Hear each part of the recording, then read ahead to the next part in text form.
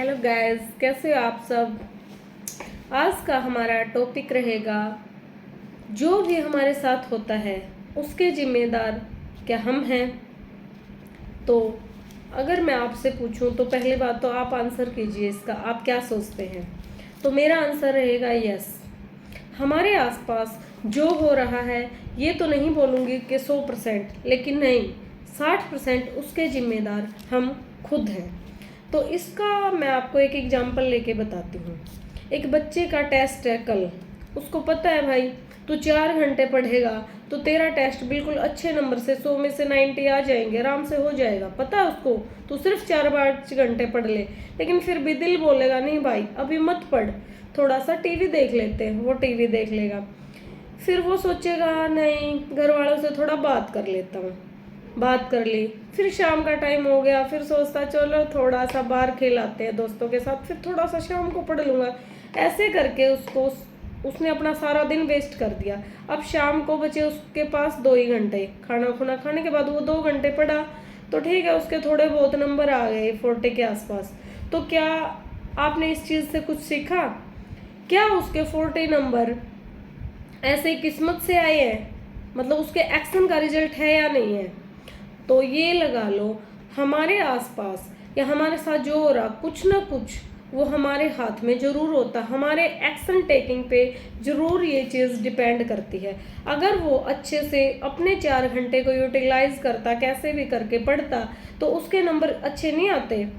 Suppose कोई इंसान fat है, मेरे को ही लगा लो, एक्सरसाइज मेरे को पता है भाई मेरा वेट ज़्यादा होने लग रहा है या वेट ज़्यादा, तो मेरे को थोड़ी सी एक्सरसाइज भी करनी पड़ेगी और मेरे को थोड़ा सा अपने डाइट पे भी कंट्रोल करना पड़ेगा। लेकिन एक चीज़ बताओ, मेरे को पता है भाई हाँ करना पड़ेगा, लेकिन फिर भी मैं भूख लग रही है, सोची शाम को मैं 3 रोटी खाती हूँ, मेरे को लगा 2 रोटी खानी चाहिए, मुझे पता है अगर वेट कंट्रोल करना पड़ा तो 1 रोटी कम खानी पड़ेगी, लेकिन फिर भी नहीं, मैं तो खा रही हूँ। क्यों? टेस्ट के चक्कर में कुछ नहीं जाता, आज थोड़ा सा और खा लूँ कोई बात नहीं, कल से कर लूँगी। ऐसे कल करते करते ना डाइट, जहाँ पे एक्सरसाइज का टाइम आता वहाँ पे भी छोड़ती हूँ भाई। जैसे 2 दिन कर ली, 3 दिन कर ली, ना भाई मेरे बस की नहीं है। ठीक है, शरीर दुखता है, दर्द तो होगा, सीधी बात है। एक्सरसाइज करेंगे तो ऐसा तो किसी का शरीर नहीं है कि तुम हार्ड वर्क करोगे और बॉडी पेन ना हो। तो 2 दिन दर्द होया फिर छोड़ दी, छोड़ना क्या जाता है।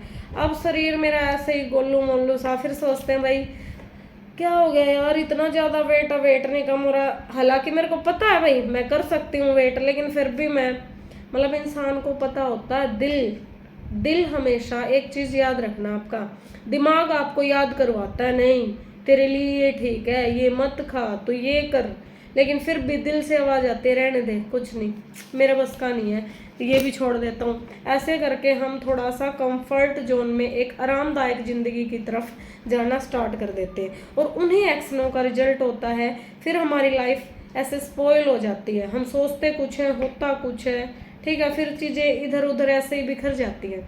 ऐसे ही आप जॉब की तैयारी कर रहे हो, आपको पता है आज मैं इतने घंटे पढ़ सकती हूँ, मैं पढ़ सकता हूँ, मुझे ये काम करना चाहिए, लेकिन फिर भी किताब लेके बैठ गए भाई, 1 घंटे बैठ गया, आधा घंटे वो बैठ गए, सिर घूम गया, सिर में दर्द हो गया।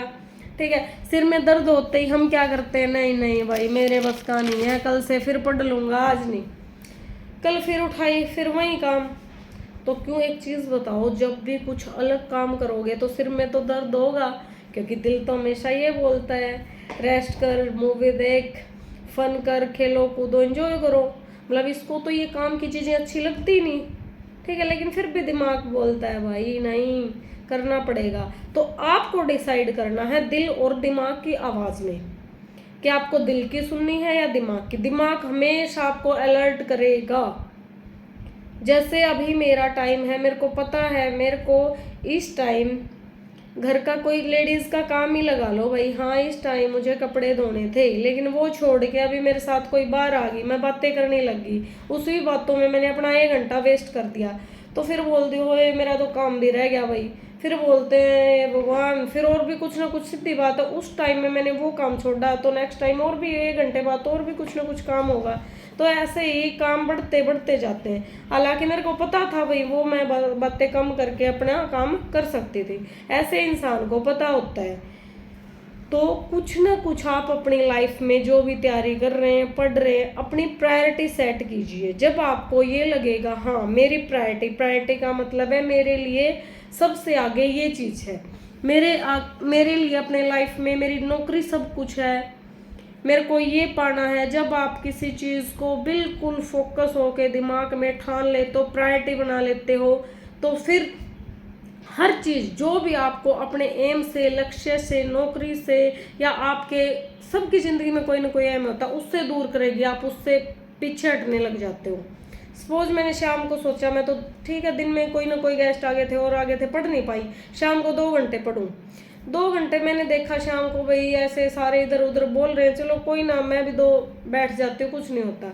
तो एक बात बताओ, जब मेरी प्रायोरिटी है, मैंने सोच लिया ना भाई पढ़ना तो पढ़ना, कोई मेरे को कुछ बोले बाहर आ जाए कर ले, नहीं मैं सीधी बोल दूंगी नहीं भाई मेरे पास टाइम नहीं है। तो कहीं ना कहीं हम डिसाइड करते हैं अपनी लाइफ का।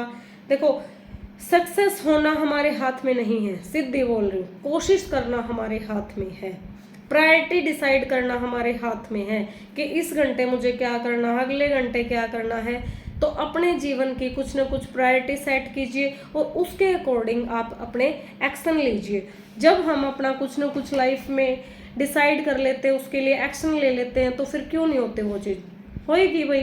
ठीक है, इतना होने के बावजूद भी अगर थोड़ी बहुत चीज़ें नहीं हो रही है तो ये लगा लो ऊपर वाले ने वो चीज़ आपके लिए लिखी नहीं है। सब्र करना सीख लो, उस चीज़ के लिए तो सब्र कर लो जो चीज़ आपने भाई हाँ मैंने अपना बेस्ट दिया है फिर भी मेरे को ये चीज़ नहीं मिली।